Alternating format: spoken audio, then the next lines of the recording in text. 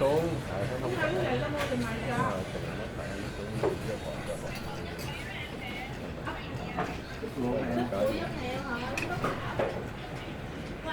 giờ mình bớt đi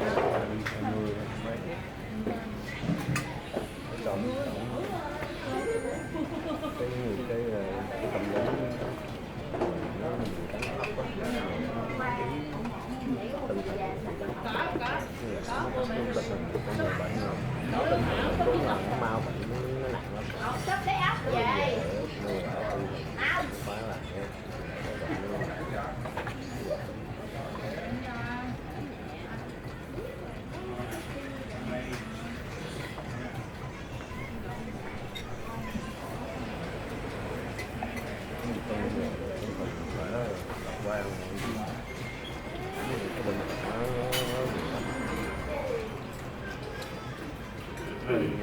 quan nó bảo ngoài xe được. nói lên cái xuống gì Từ xe về.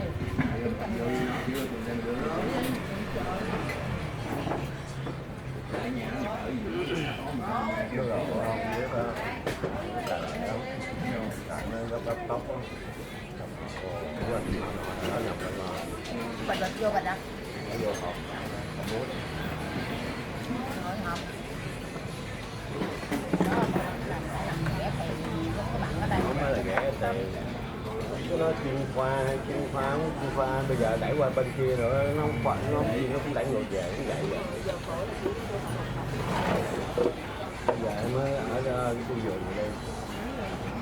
nó vô những cái ca mà không qua chuyên khoa nó đẩy chuyển Ví dụ cái gì cũng làm được á. Ví dụ còn về ung bướu giống như trong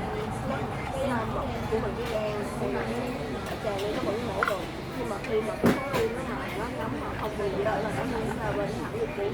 thì nó mới là chuyên khoa. từ cũng giống như đi hoạt động mà mình tốt vậy đó cũng để qua bên nhiệt đới chứ không phải là nó không được ra nặng ở ảnh về